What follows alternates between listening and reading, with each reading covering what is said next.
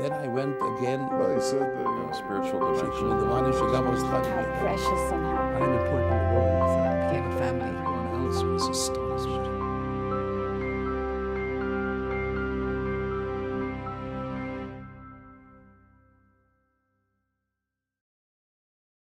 Rabí Moshé Engel serves as Associate Director of Congregation Lubavitch in Long Beach, California.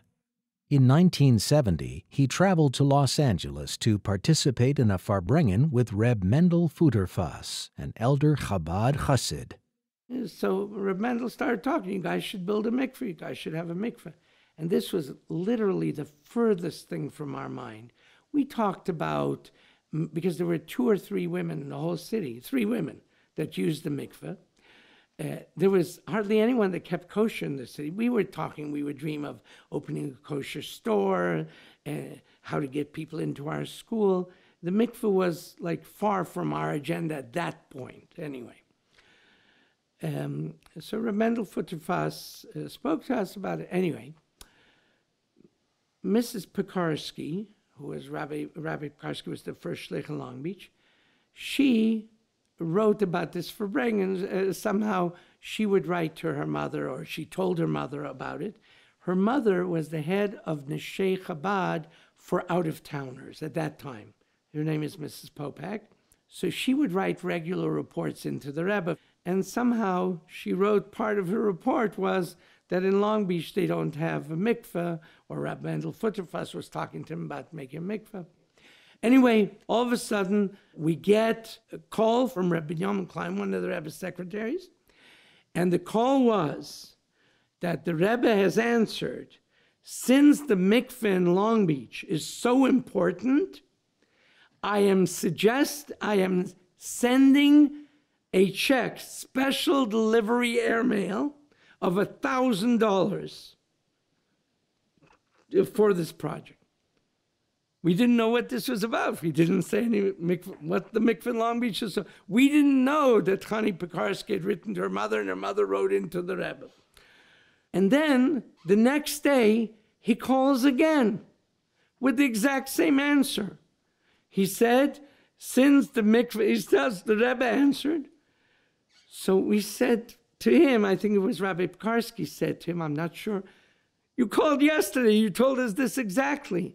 He said, I know, but when I went in to report this to the Rebbe's answer was, this should not be told to the Rabbi, it should be told to the Rebbetzin. So he called back to tell this answer to Mrs. Pekarsky. Okay, so that itself was a statement in itself, the role of the mikve and the role of the woman, and the Rebbe wanted the woman to know that, okay. So we started thinking how, what, money, we started thinking, but we were just in the middle of talking about it.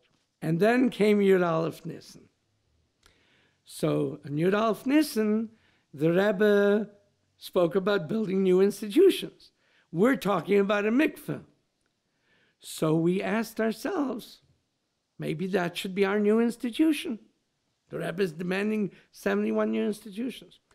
But we have no one to go to for money. Okay, the Rebbe is going to give 10%, but there's no one Orthodox, no one that appreciates mikveh in the whole city. Where do we go? So we decided we're going to Rebbe Weiss. And his answer to us was that if the Rebbe accepts this as one of the 71 institutions, I will pay the mortgage on the building that you buy. We built a mikveh, not knowing why and for who. But one thing we set ourselves to do. If we're going to build a mikveh and we're going to attract women from the Long Beach area and surrounding area, the mikveh has to be beautiful.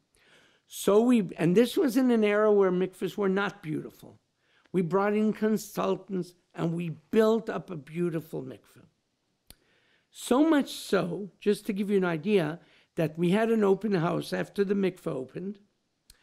And at the open house, a lady who is now a frum lady, her husband sits and learns Torah all day in Israel, but at that time they were not frum at all. They were not observant at all. She decided to come to the open house. And she wrote a letter to the Jewish newspaper. I walked into this open house, the mikveh. There were 140 people. I couldn't believe it. Nobody's interested in it. 140 people. It looked like a spa. They explained what mikveh was all about. It's such a beautiful idea. And she challenged the Jewish community to go and see the mikveh. That's the impression I had. Okay. When we heard that and we saw what it caused in the community, we decided we have to start with lecture series on mikveh. And we started with lectures on the mikveh. That was number one. Then we decided we have to go, and the Rebbe said the mikveh in Long Beach is so important. We have to go on a campaign that every mikveh committee in America has to beautify their mikvehs. We send out a package to all over America, probably to 300 mikvehs. And it said how to do it, how we did it, how we're going around publicizing it. We started getting calls and letters from everywhere you can dream of, from Satmar and Williamsburg to a little hick town in Ohio. We got letters. How do you do it? How do you go about it? And we responded to every letter by a phone call, and we started building up the concept, we've got to build beautiful mikvehs. Then we realized why the Rebbe saw that the mikveh in Long Beach was so important. It literally created a revival of mikvehs throughout America.